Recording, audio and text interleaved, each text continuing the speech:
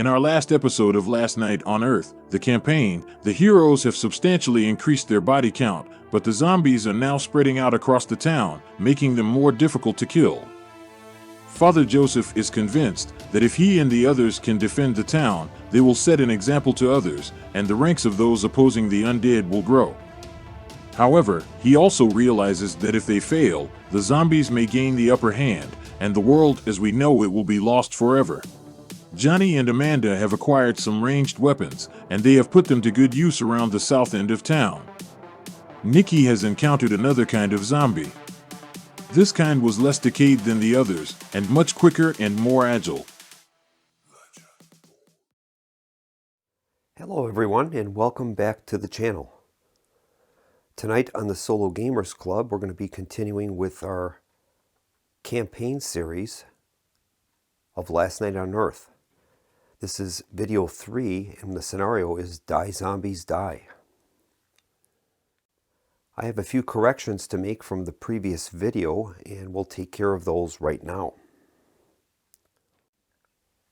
In the previous video, I forgot to move the zombie track up 1 when Amanda used her shotgun in the police station and killed a zombie outside the door. So the zombie track needs to be increased by 1, and we're at 13 of the 15 we need for victory. Another problem I had is when Johnny moved from the police station to his current location, I moved him 3 spaces. He only had a movement value of 2, so we're going to move him back 1 space.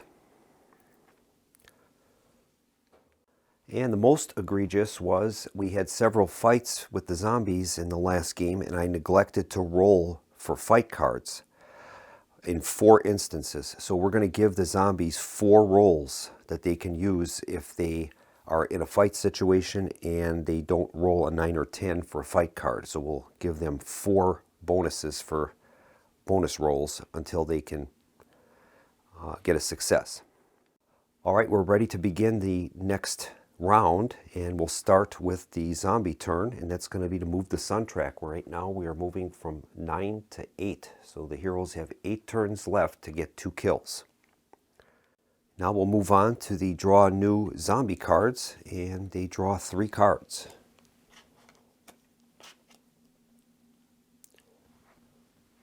And the cards are, there's no time, leave it. The zombie player may choose any card from the hero card's discard pile and remove it from the game. Next is let's split up. Play at the start of a hero turn. Until the end of the turn, any hero that ends their move action in the same space or building as another hero immediately takes a wound. And then there's exhaustion.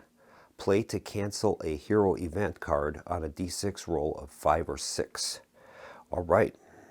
Well, the zombies will play this card, there's no time, leave it. The zombie player may choose any card from the hero card's discard pile and remove it from the game. Well, they're going to select the pump shotgun. So that'll be removed from play. And they're also going to play this exhaustion card. It says play to cancel a hero event card on a d6 roll of 5 or 6. And they're going to attempt to cancel the faith card that's attached to Father Joseph. That is a remains in play card that gives him an extra fight dice. So they're going to make the roll on a 5 or 6. That card is gone. And here's their roll. And they did it. They rolled a 6. So that is going to remove the faith card from Father Joseph. Not good. And this let's split up card will be played at the start of the hero turn. All right, now we'll move on to roll to spawn new zombies. There's currently 6 zombies on the board, so a roll of 7 or greater will spawn zombies. And they rolled a 10. So they're going to be spawning zombies this turn. We'll place those dice in the zombie pool as a reminder. Next step is to move zombies. All right, we'll start down in this southwest quadrant.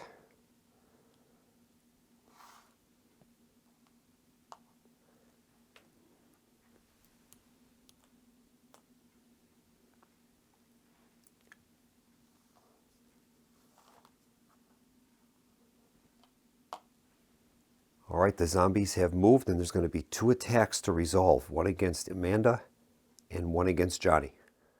We'll begin with the attack against Amanda. Now, she has that flashlight and pitchfork, which allows her the ability to keep the zombies at bay.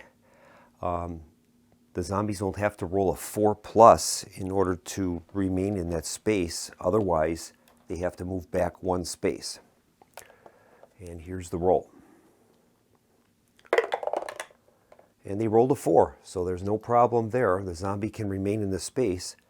Now, Amanda has a special ability called Hide, and it says it may cancel any fight she is in on a roll of 4+ before the fight dice are rolled. So she's going to make a roll to try to hide. 4+ and the attack is canceled. She didn't get it. She's got a 2, so we will go through the fight procedure against Amanda. All right, Angela will just get her normal 2 dice.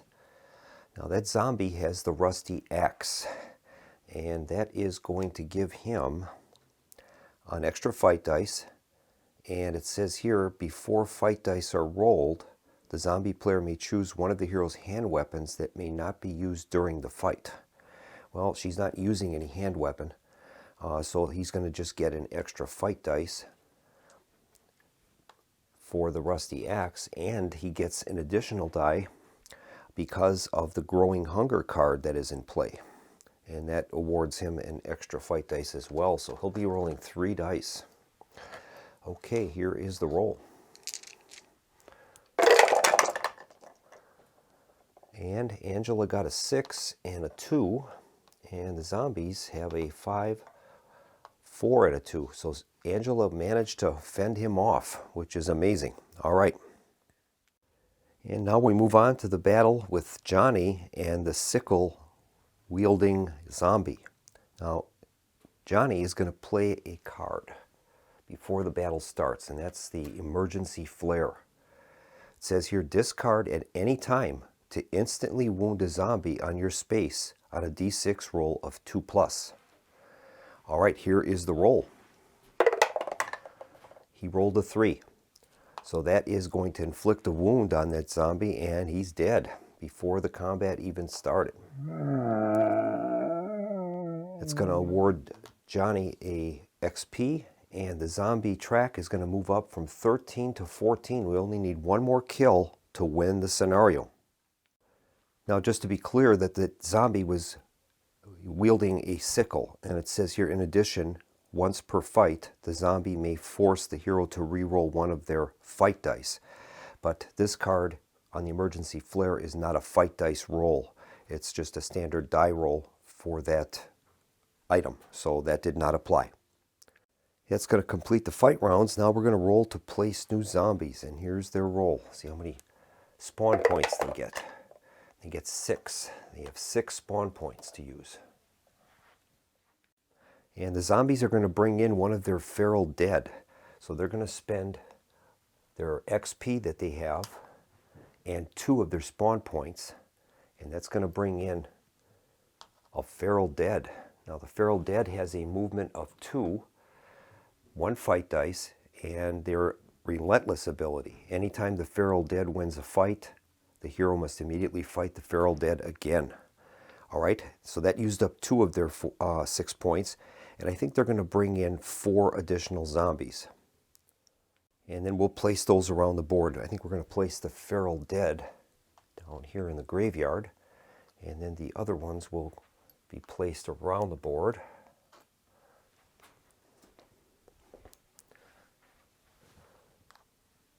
And we have 1 more to place, and I think we'll put that in the graveyard. All right. And then that completes the place newly spawned zombies. Now we'll move on to the fire phase, and we have 1 active fire, so we're going to have to roll a d6. On a result of 1, it's eliminated. On a result of 5 or 6, it spreads. Here's the roll. Roll is a 4, so the fire will continue to burn where it is. And that's going to end the zombie turn. And we'll begin by activating Johnny. Now, Johnny has a revolver, so in theory, If he's able to kill a zombie in his ranged attack step, the heroes will instantly win the scenario. So Johnny's going to roll for movement. He rolls a 4, so he's got 4 movement points to use. And Johnny's going to move 1, 2, and 3. And that will still place the zombie that's in Amanda's space within range. His revolver has a range of 3. So 1, 2. All right. So Johnny's going to play his revolver, and he's going to target that rusty axe wielding zombie that is in Amanda's space. And the revolver will hit on a roll of a 4 or greater. However, on a roll of 1, the revolver is out of ammo and is discarded. Okay, here's the roll. And he did it. He rolled a 5, and that is going to kill the zombie. And the heroes will move the zombie track up 1 to 15, and the heroes will instantly win the scenario. That's great. And that was a great victory for the heroes. I made some tactical errors earlier I think in the first video when I clumped those zombies together. I should have dispersed them, because at that point we already knew that Johnny had the dynamite. And that was definitely a tactical error on my part, and that I'm sure led to them getting some more easy kills than what the heroes would have normally had. All right, we're going to move on now to the resolution of the campaign effects of this victory. All right, the heroes have won their first scenario in the campaign. This marker represents the hero's location, and they're currently in the town of Woodinvale. And they have a choice now to either travel to a new location, or they can remain where they are and eliminate one of the scenarios from their location, and that's what they're going to do. The heroes are currently at location A, so these are the scenarios that are available at that location. The heroes ultimately want to perform and win the escape in the truck scenario. Now that can't be played until all of the other scenarios have either been eliminated or played successfully. So in this case, the victory gives the heroes the ability to remove one scenario from that list, and they're going to take off plague carriers. That's a tough one for them to win. So we're going to eliminate the plague carriers scenario. And the next time that we play a scenario in this location, it's going to be a random number between 2 and 5. Either save the townsfolk, revenge of the dead, search for the truth, or defend the manor house. And once we can eliminate or solve those scenarios, and then that will allow us the ability to perform the escape in the truck scenario. And if we can win that, we would win the campaign. Now, since the heroes won the scenario, we don't have to worry about any hero loss due to losing the scenario. So what we've done is we've marked each of the heroes that participated and survived the campaign as campaign 1, and we've listed them with whatever materials they had at the close of that scenario. They're allowed to keep all their XP and any hero upgrades that they have, and one item, either a weapon or a regular item. And so we've listed the scenario that we've won, and then they also have to retain any wounds that they collected. So they'll be, if they're used in another scenario, they will begin with exactly those that situation, XP, wounds, any hero upgrades, and up to one item or weapon. So we've marked them as it is. Now when the campaign resumes, we're going to make a random selection of the scenario that we're going to play at the Woodinvale location. And once that's done, then we can select the 4 starting heroes that we're going to use for that scenario off of our campaign hero chart. Now we can either bring back an existing hero, or we can start a brand new hero. But part of the strategy of this is going to be to make sure that we don't, that we always have some skilled heroes on the roster, because we want to have probably our best squad when we have to play the campaign finale in that location. So it's a little bit of a strategy as to who you want to use for that upcoming scenario. So you could select the heroes that have certain special rules that might be very helpful in solving that scenario, or you can bring back some of the existing heroes that already have some experience, and then they would already be able to start the game with an item and then any experience and upgrades that they have had. So it's a little bit of a strategy in deciding what your roster will be for the next scenario. So we've got Father Joseph. He has 2 XP and 1 wound, and that's how we've marked him down on the sheet. Nikki has 2 XP, 1 wound. She'll keep her awareness upgrade and the hedge trimmer. Amanda has 1 XP, and she's going to keep the flashlight and pitchfork. And finally we have Johnny. He's got 1 XP. He has the boxing upgrade, and he's going to keep the revolver, so the jumper cables are lost. And that is what he would begin his next scenario with if we select him for that scenario. So that's going to bring this first portion of the campaign to a close. When we resume, we're going to roll a random scenario from those available in the location. So it's either going to be Save the Townsfolk, Revenge of the Dead, Search for the Truth, or Defend the Manor House. And then we're going to select the heroes that we wish to use once that campaign is revealed, and we'll pick heroes that we feel are going to be the best qualified to solve that scenario. And then that's how this will proceed. Now, if the heroes were to have lost the scenario, their choices would be to leave town and attempt to travel to a new location. And by doing so, if they were successful, they would gain the special ability Hero Card 1, and that means that each of the heroes, in addition to their normal starting equipment, would begin with a hero card. And I added that to the campaign as under the premise that if the heroes spend too much time in a same location, you would be attracting the zombie horde disproportionate. So that's kind of the advantage to that.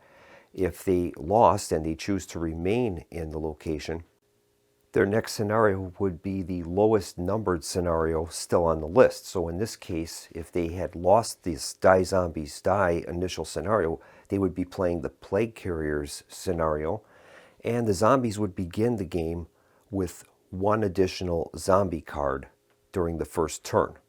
And that would be a bonus that would represent like a small tactical advantage for the zombies, having the fact that the heroes would have lost that scenario. Well, that about wraps it up for the first portion of this campaign. We'll just have to see how this plays out. I'm not sure that this is going to be a viable system, campaign system for this game. This is kind of a test run, and we'll just see how it goes. If it ends up that this just doesn't work out and doesn't feel right, I'll have to just go back and see if we can make revisions to the system and make it better. So anyway, thanks for watching, and I hope that you did enjoy this first portion of the campaign. And the next time that we have a Last Night on Earth video, it's going to be a continuation of this campaign. Next on the channel is going to be probably a new game that I just recently received, and we'll probably intersperse these campaign videos in the next coming weeks and months, and we'll just see how that works out. Well, thanks for watching, and I hope to see you again soon at the Solo Gamers Club. Have a good evening.